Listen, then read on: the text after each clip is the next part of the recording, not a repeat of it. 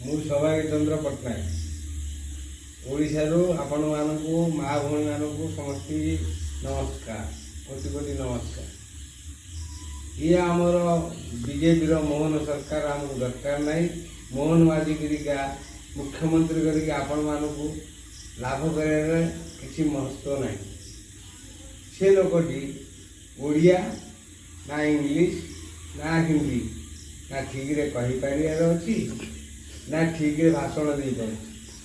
ତାଙ୍କ କଥା କହିକି ଆମର ସଂସାର ଯଦି ଭଲ IAS କରୁଥିଲେ, UPS କରୁଛନ୍ତି, ତାଙ୍କୁ ଯଦି ମୁଖ୍ୟମନ୍ତ୍ରୀ କରନ୍ତେ ଆମର କ'ଣ ଅସୁବିଧା ହୁଅନ୍ତା? ଆମେ ମୂର୍ଖ ଲୋକକୁ ଯଦି ଓଡ଼ିଶାର ମୁଖ୍ୟମନ୍ତ୍ରୀ ଜନସଂଖ୍ୟା ଟିକେ ହେଲେ ଆମେ ଡିଷ୍ଟ୍ରିକ୍ଟରେ ଗୋଟେ, ତାହେଲେ ଓଡ଼ିଶା ପାଇଁ ଆମର ଗୋଟେ ମୂର୍ଖମନ୍ତ୍ରୀ ଦରକାର କି ନାହିଁ? ଆମର ଗୋଟେ ମୁଖ୍ୟମନ୍ତ୍ରୀ ଦରକାର।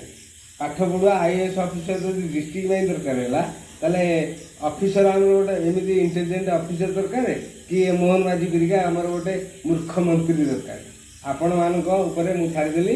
ଆପଣମାନଙ୍କୁ ଜୟ ଜଗନ୍ନାଥ ଏତିକି ଲେଖୁଛି। ଆପଣ ମୂର୍ଖ ମନ୍ତ୍ରୀ ଦରକାର କି ନାହିଁ ଆପଣ ଗୋଟେ IAS ଅଫିସର ପରିକା ଆମର ଗୋଟେ ମୁଖ୍ୟମନ୍ତ୍ରୀ ଦରକାର। ଜୟ ଜଗନ୍ନାଥ।